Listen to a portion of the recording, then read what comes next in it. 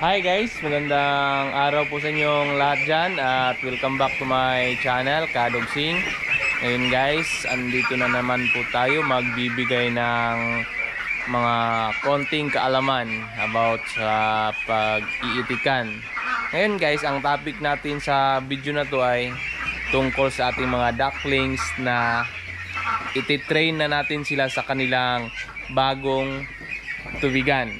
So ayan. Pero bago yan guys, kung gusto niyo mga ganitong video, please like, share, and subscribe to my channel. At pakihit na rin yung notification bell sa gilid para lagi kang updated sa mga bagong uploads natin. So, ayan guys. Ito na po yung mga ducklings natin. Ang topic natin sa video na to guys ay pagtitrain natin sa kanilang tubigan. So, since malalaki na yung ating mga ducklings, mula mga 3 weeks, pwede na natin yang painumin sa kanilang tubigan or i-train natin sa kanilang tubigan. Kasi nga, napaka-hassle na po kapag ganito pa yung painuman natin. Kasi ang lalakas na po nilang uminom. At madali ring magbasa yung kanilang flooring kapag ganito pa din yung ating ginagamit na painuman. So, ang ginagawa natin guys, tinitrain po natin sila na uminom doon sa kanilang patubigan na ginawa natin. Yon, yung may hagdanan. Ano ba yung mga dapat bantayan natin kapag tinitrain na natin sila doon sa kanilang patubigan? Since bago pa sa kanila na doon uminom, hindi pa sila sanay. Kaya naglagay tayo ng tubigan dyan at isa doon sa itaas, pero hindi natin nilagyan ngayon guys. Sa pag-train kasi namin, nilagyan namin dyan sa taas. At isa dito na ganyang painuman. Para naman masanay sila na akyat baba sila sa kanilang tubigan. So kapag maubos yan dyan at nakikita nilang mayroon pang tubigan na kagaya niyan doon sa itaas, ay kusa po silang aakyat. At sa ganoong pamamaraan guys ay matitrain natin sila na akyat baba sa kanilang bagong patubigan or painuman. So ngayon, ano nga ba yung mga ating bantayan kapag itinitrain na natin sila or hindi na natin sila lagyan ng tubig dito sa ibaba? Ang dapat po nating bantayan guys ay baka merong mga ducklings na ayaw pang pumunta doon or hindi pa umaakyat. So since hindi na namin nilagyan, kasi sa tingin namin ay doon na sila umiinom sa itaas, pero hindi pa pala lahat. Ano nga ba ang mga posibleng mangyayari kapag hinahayaan lang natin sila na mayroong mga iilan na hindi umaakyat at umiinom? Ang posible pong mangyayari guys ay mawalan ng gana yung ating mga ducklings at kalaunan ay mamamatay po sila kasi ma-dehydrate po yung mga ducklings natin. Yun lang yung bantayan natin guys. At meron tayong indicator, meron tayong mga palatandaan kung silang lahat ba ay nakakainom na after nilang kumain. So sa unang bigay natin ng pagkain sa umaga, kapag maubos na nila yung pagkain, then umaakit na sila dyan, umiinom. Hindi talaga natin mapansin na kung meron bang mga ducklings na hindi pumunta dyan kasi marami sila.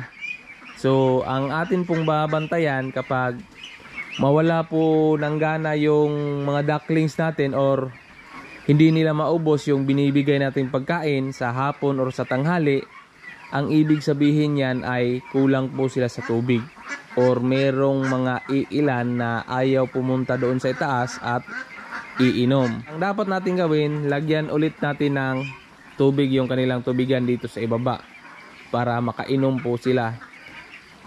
So ganun lang guys, hanggang sa masanay silang akyat baba dito sa kanilang bagong tubigan. So hanggang sa masanay na sila at kusa na silang pupunta sa itaas at iinom.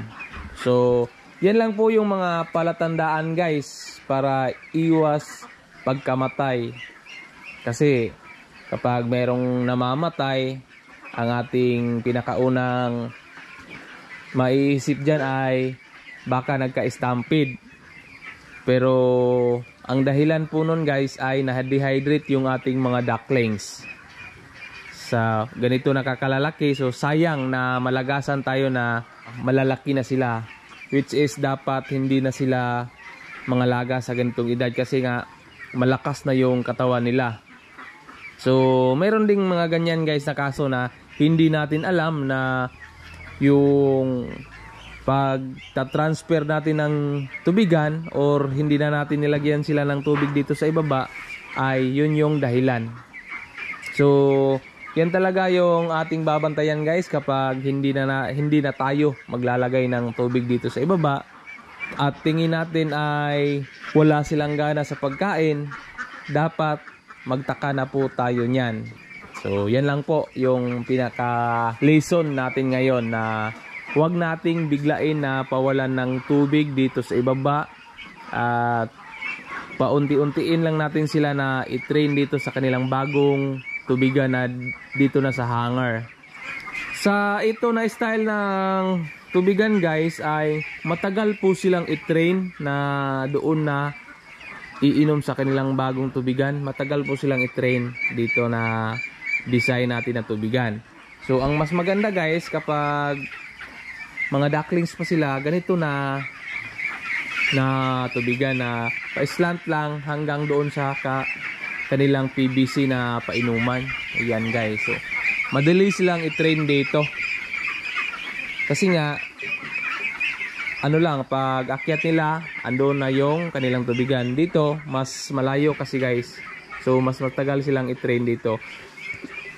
Ang kagandahan lang dito guys ay matagal mabasa yung flooring kapag ganitong style ng patubigan. Dito mas madali talagang magbasa kasi malapit lang yung tubigan nila sa flooring. So ang kagandahan lang dito, mas madali natin silang i-train dito. At sa ganong pamamaraan na mas madali nilang ma-discover na nandun ang kanilang tubigan, mas less hassle po tayo sa kakalagay ng tubig kapag ganitong stage na. Kapag nasa mga 3 weeks old to 1 month old. Yan lang po yung hassle talaga kasi nga napakalakas na po nilang uminom ng tubig. Then kung ganyan pa din yung gagamitin nating tubigan. So dito hindi na tayo naglagay kasi nga silang lahat ay nakakainom na doon sa kanilang tubigan.